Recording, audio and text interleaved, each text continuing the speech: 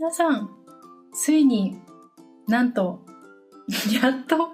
ヨガの資格が取れました。 RIT200 とメディカルヨガというやつなんですけど、なんで私メディカルヨガをチョイスしちゃったんだろうって本当に何回かちょっと頭をよぎるぐらい大変だったんですけど、その筆記っていうか学科試験の勉強が本当に大変で、ちょっと未だに頭の中がちょっとぼやぼやっていうか、なんかもう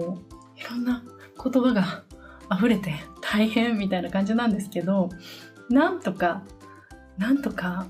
合格しました。結構ギリギリの点数だった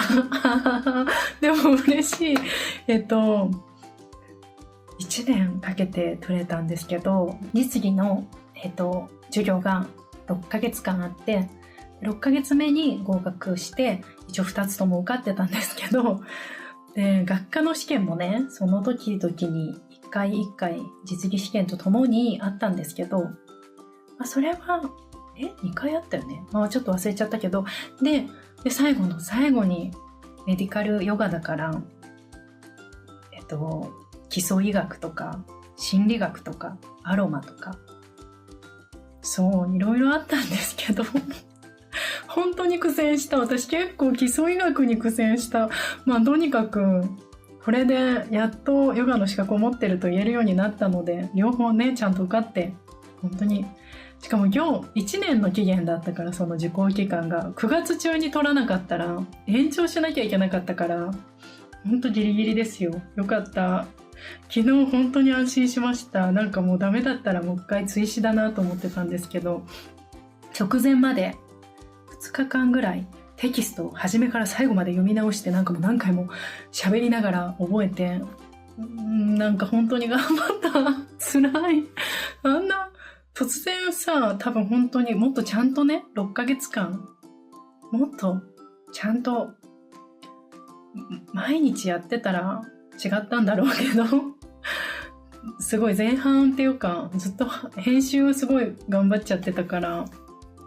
終わる9月に入ってこれは結構やばいのではと思って急いで集中してやりました。でもなんか新しいことを勉強するときってちょこちょこやるよりも、こうやってガツって一気にやっちゃって、である程度基礎が固まってからちょこちょこ日常に入れていくのがいいなって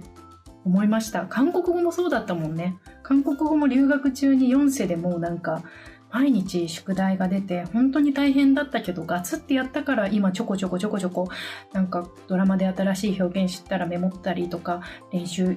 したりとかするので、なんとかいけてるのかわかんないけど、そういう感じだから、なんか新しいこと勉強するときってできればドカンって初めに頑張って、ある程度までいったらあとはなんか他のことと一緒にやっていくっていうのがいいのかも。ちょっと疲れましたが本当に頑張った。とりあえずその報告の動画でした。イエーイ。今日から映画もドラマも見放題じゃん。だってもう2週間ぐらいで頑張って覚えたからさ、この2週間の間見れなかったんです。何も映画もドラマも見てなくて結構辛かった。それがもう本当にストレスで、その代わりチョコレートをいっぱい食べたから、なんか健康になるためにヨガの勉強してるのにこんなにチョコ食べて大丈夫なのかなっていうのと、映画とドラマが見れないストレスでなんかもうイライラしちゃってたから、逆に健康じゃなくなったこんな勉強ばっかりしてたら。そうだから今日から見たい作品を見ます。イエーイっていう動画でした。では